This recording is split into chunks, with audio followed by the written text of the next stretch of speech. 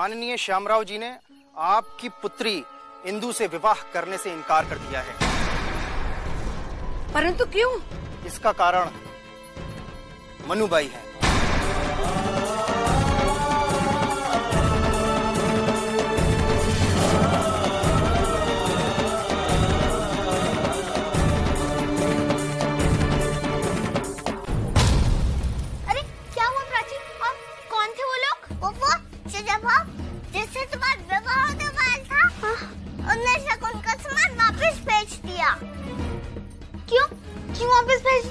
वो कहते वो तुमसे विवाह नहीं करेंगे। क्यों? क्यों नहीं करेंगे? वो मुझे नहीं पता, पर वो कह रहे थे मनु के कारण ये विवाह नहीं होगा। क्या? मनु के कारण?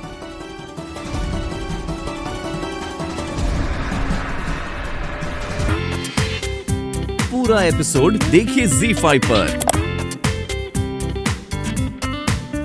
जरा सोचिए, बिठूर से लेकर कानपुर तक जब ये बात फैलेगी तो कितनी निंदा होगी हमारी। हम किसी को मुंह दिखाने के लायक नहीं रहेंगे। और ये सब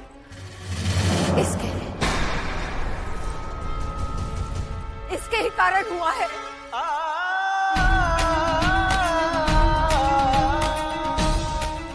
जब से हमारे महल में आई है, कभी हमारे नियमों का पालन नहीं किया इसने। एक भी लक्षण इसके लड़कियों जैसे नहीं है। कभी फिरंगियों को चाबुक मारती है तो कभी तीर से धमाके करती है। इसे मैंने कानपुर में कितना समझाया था कि विवाह से पहले वधू का वर को देखना अशुभ होता है। इसने इंदु को बहकाकर उसे उसके वर को दिखा दिया और परिणाम तो यही होना था ना। बस भाई साहब बस।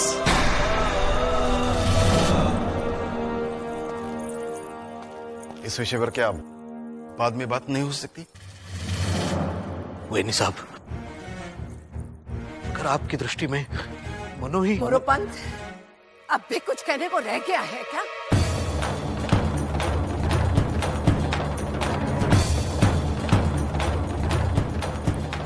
मनु, तुम यही चाहती थी ना कि मेरा रिश्ता टूट जाए? तभी तुमने हमें अपशगुन करने के लिए उकसाया था।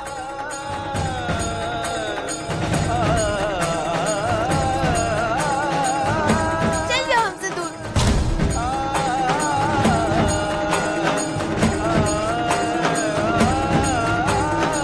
अच्छा, बिल्कुल ठीक कहती थी। तुम्हारी इच्छा भी हमारे लिए अपशगुन है।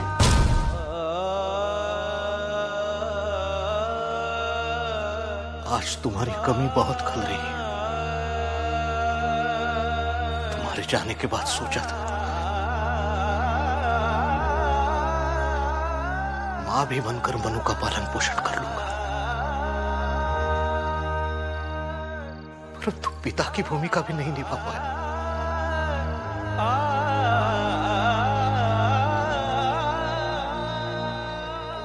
आज उसकी जो दुर्दशा हुई है उसका कारण मैं हूं। मैं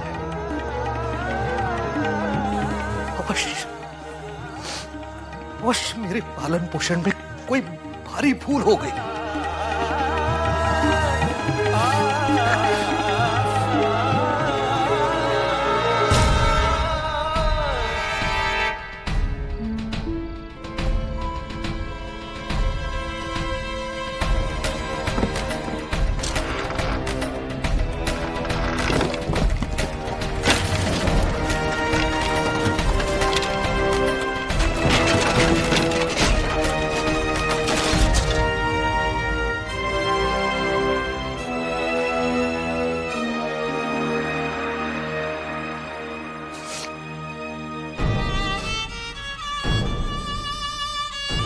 क्षमा करो भागीरथी, मुझे क्षमा करो। तुम्हें दिया हुआ वचन मैं नहीं निभा सका। मुझे माफ करो, मुझे माफ करो भागीरथी।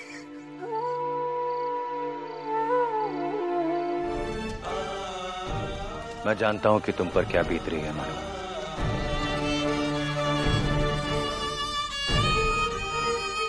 भूल जाओ सब कुछ, सब कुछ भूल जाओ।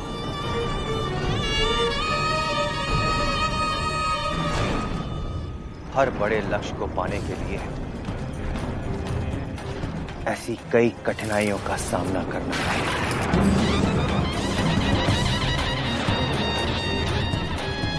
बेटा, जिन यातनाओं के कारण तुम अपने आप को कमजोर महसूस कर रही हो ना, कल वही तुम्हें शक्ति प्रदान करेंगी।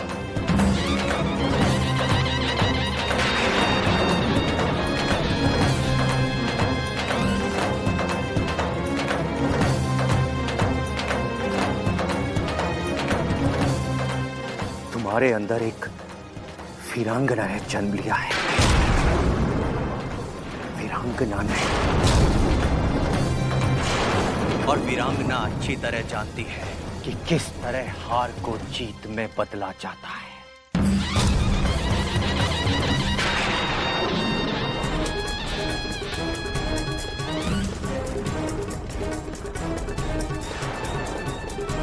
एक बात सदैव ध्यान रखना,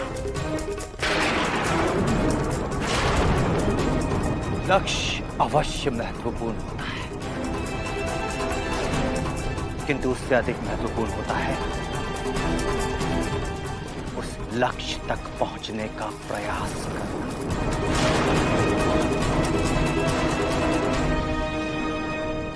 मनु बेटा, आग में तब खड़ी सोना कुंदन बनता है।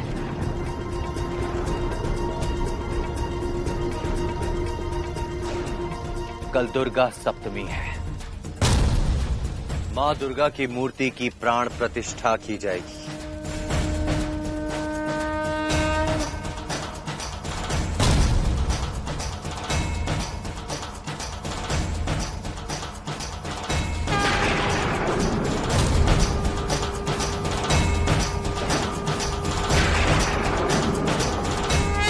और मैं अच्छी तरह जानता हूं कि कल ही वाहिनी साहेब तुम्हारा शुद्धिकरण भी करेगी मनु। लेकिन तुम जरा भी लज्जित महसूस मत करना बेटा।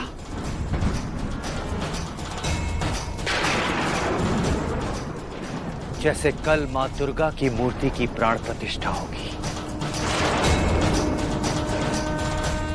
वैसे ही तुम्हारे शुद्धिकरण के बाद तुम्हारे अंदर दुर्गा मां का रूप प्रज्वलित होगा।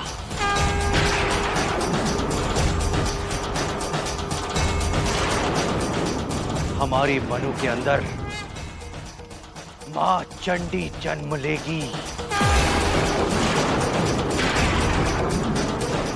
मां चंडी, जिस तरह मां दुर्गा ने असुरों का संहार किया था, वैसे ही मेरी मनु इस फिरंगी साम्राज्य का संहार करेगी।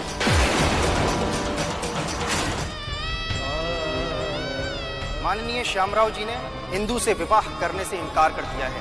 इसका कारण मनुबाई है। इस लड़की ने तो हमें लज्जित करके रख दिया है। आलिसा बिल्कुल ठीक कहती थी, तुम्हारी इच्छाएं भी हमारे लिए अपशगुन है। हमारी संस्कृति के अनुसार मनु अशुद्ध हो गई है। जब तक इसका पूर्ण तरीके से शुद्धिकरण नहीं हो जाता, ये इस निवास में नहीं रहेगी। कल मां दुर्गा की मूर्ति की प्राण प्रतिष्ठा होगी, वैसे ही तुम्हारे शुद्धिकरण के बाद तुम्हारे अंदर दुर्गा मां का रूप प्रज्वलित होगा। हमारी मनु के अंदर मां चंडी जन्म लेगी।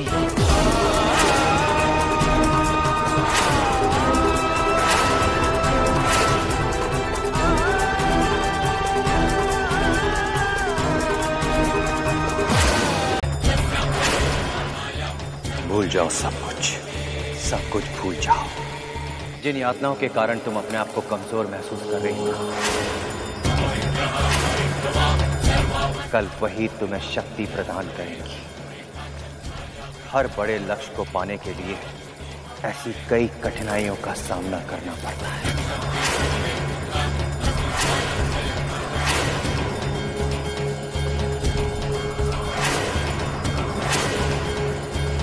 यान्तु रोचमानाय सर्वमेतद् रोचते कुलं तस्यां स्वरोचमानायां सर्वमेव न रोचते। अर्थात स्त्री एवं कन्या वस्त्र और आभूषणों से सुसज्जित होने पर अपने परिवार की शोभा बढ़ाती है।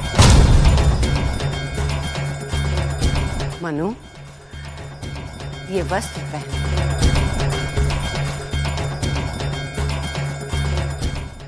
मैं अच्छी तरह जानता हूं कि कल ही वैनी साहेब तुम्हारा शुद्धिकरण भी करेगी मनु, लेकिन तुम जरा भी लज्जित महसूस मत करना बेटा।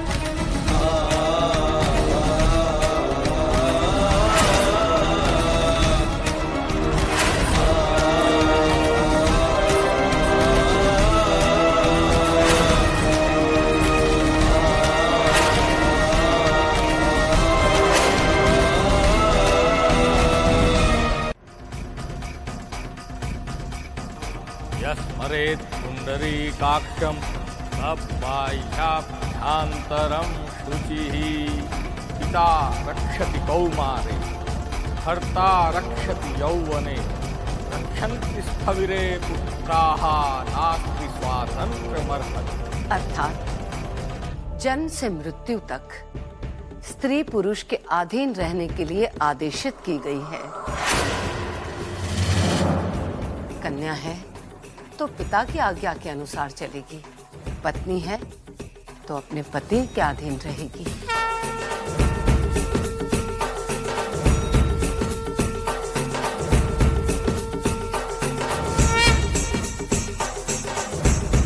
मनु, इस शुद्धिकरण से तुम्हारा नया जन्म हुआ है।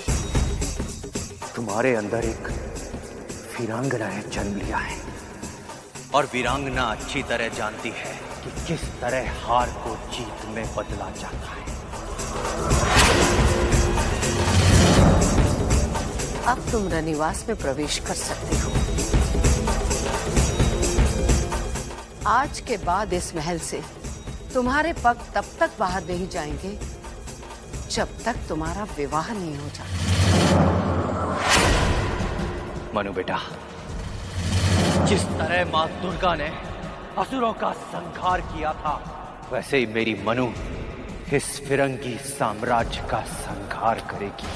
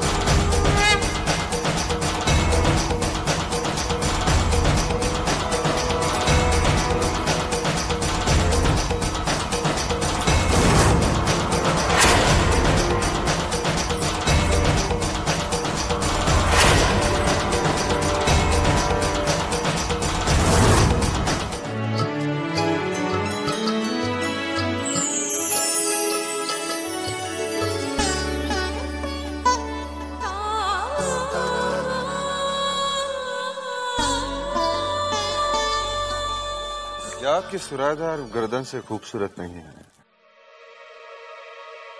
अगर आप इसे कबूल करेंगे तो हमें बड़ी खुशी होगी।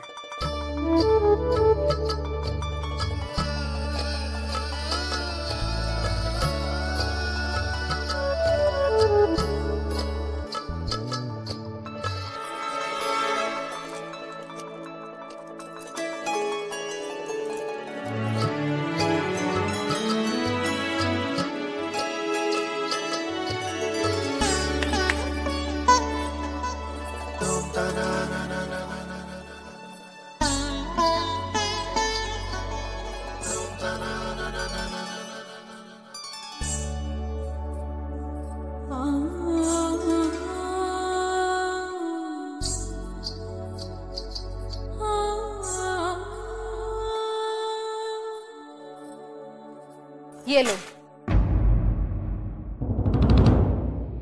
हमारी तरफ से तुम्हारे लिए।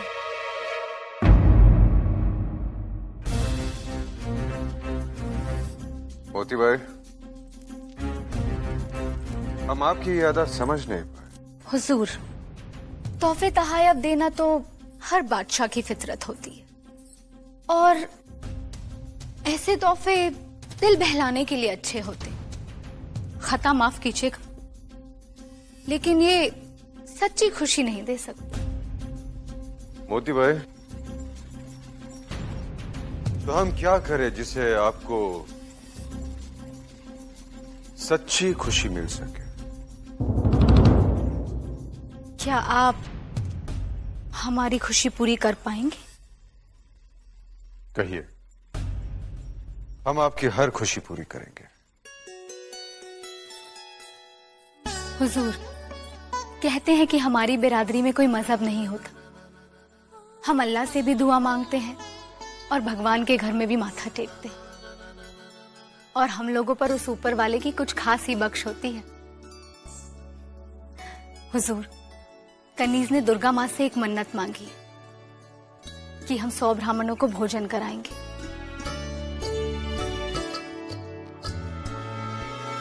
और गरीबों में सोने और चांदी की मोहरों की खैरात करेंगे। बस इतनी सी बात? हम आपकी ये इच्छा अभी पूरी कर देते हैं।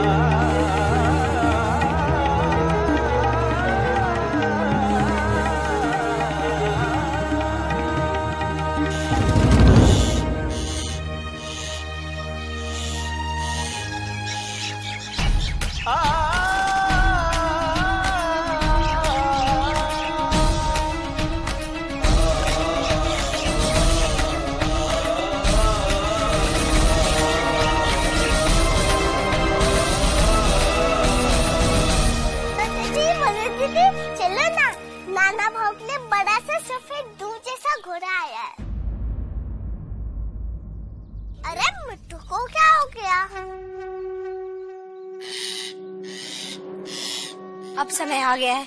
समय? किसका समय? आजादी दिलाने का। किसको?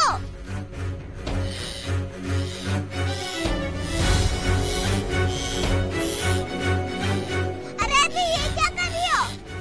इसे आजाद कर रही हूँ। हे देवा, आप तो इसे बहुत प्यार करती हो। हाँ, लेकिन हम जिसे प्यार करते हैं उसे बंदी बनाकर नहीं रखते।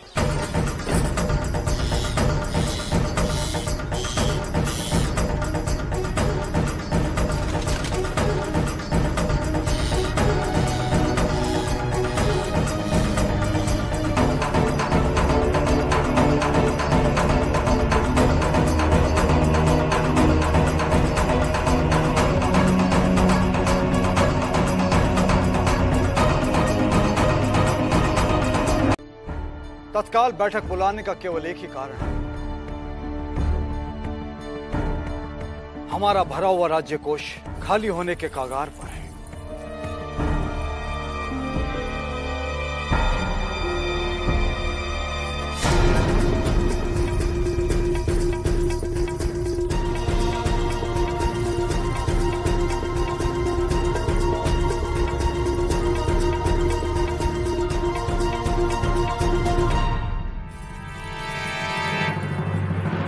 समस्या तो आप सबकी है।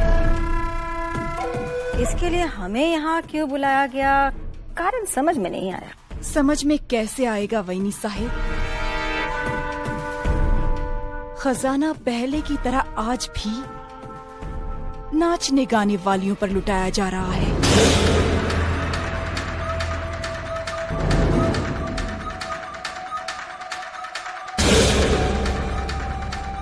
रानी साहब, नाचने गाने वाली जो कुर्बानियां देती है उसका तो ये महल वाले एहसान भी नहीं मानते। लच्छो,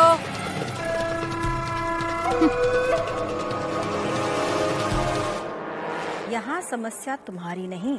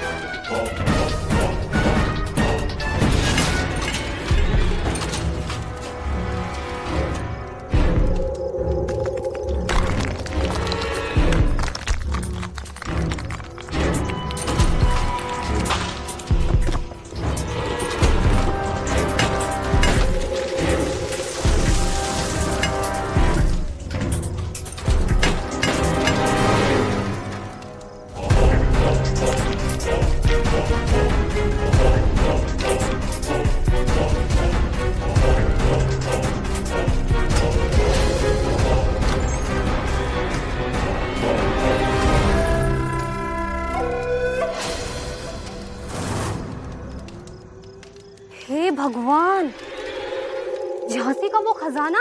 झांसी का नहीं, मेरा है ये, मेरा है ये।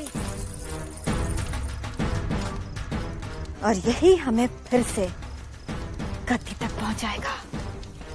लेकिन कैसे रानी साहिबा? इसके माध्यम से हम इतना आतंक फैलाएंगे, इतना आतंक फैलाएंगे कि गंगाधर राव को विवश होकर गद्दी छोड़नी पड़ जाएगी।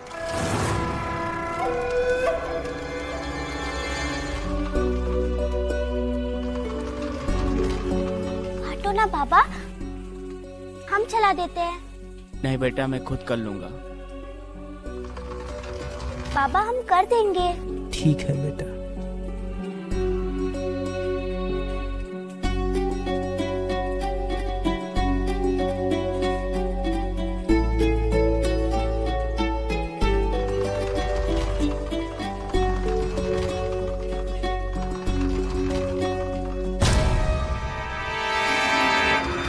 आजादी, धरती माँ की आजादी।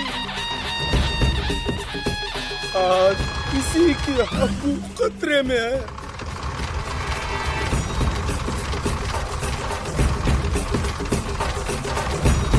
आया फिरंगी दूर से ऐसा मंत्र मारा, लूटा दोनों हाथ से प्यारा वतन हमारा।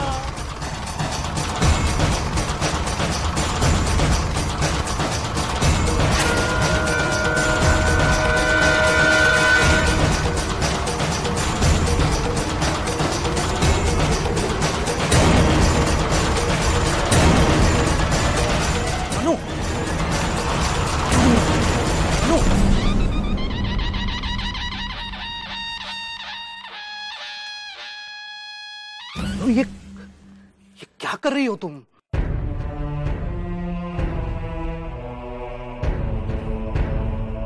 छाले पड़ गए, खून आ रहा है इससे। ये सब क्या करती हो तुम?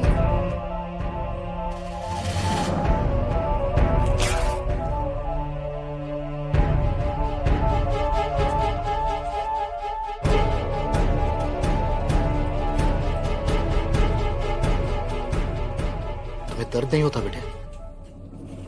दर्द? ये दर्द तो कुछ नहीं है पापा।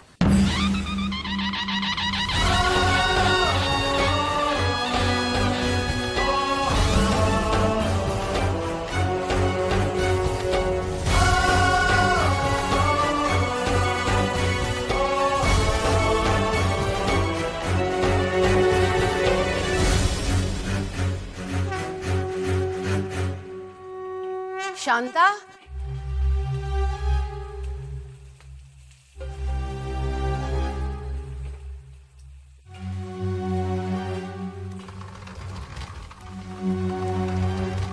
पूजा का थाल सजाया कि नहीं?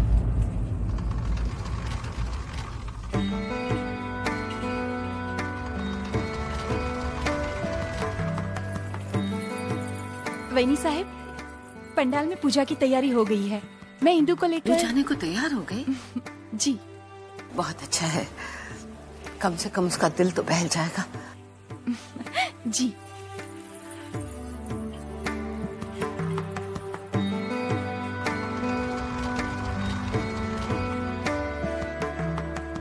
मनु जी।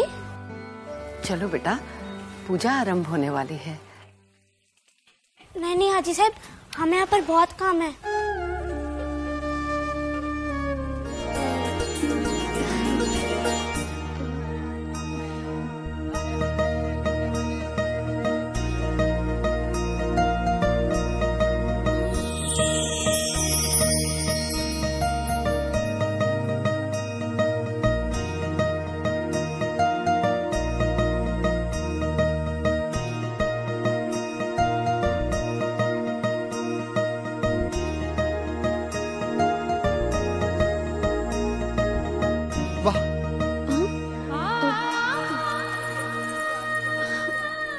भैया ये कितने पैसे का है? जी 2 पैसे का।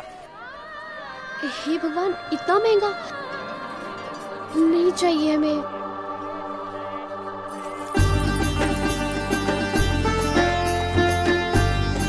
लो, ये हमने ले लिया है।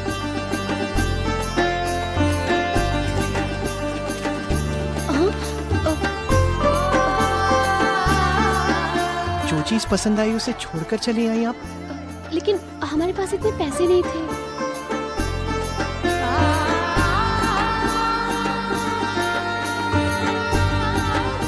आपके लिए।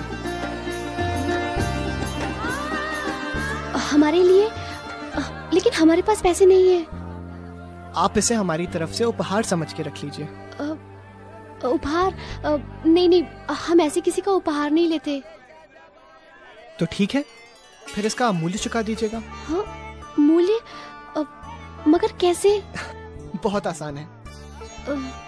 आसान है? जी। जब मैं यहाँ आ रहा था तब आप इस एकतारे पर बहुत सुंदर धुन बजा रही थी। ऐसी धुन जो मैंने पहले कभी नहीं सुनी थी। तो अगर आप ये एकतारा मुझे बजाना सिखा देती हैं, उसके बदले में आपका।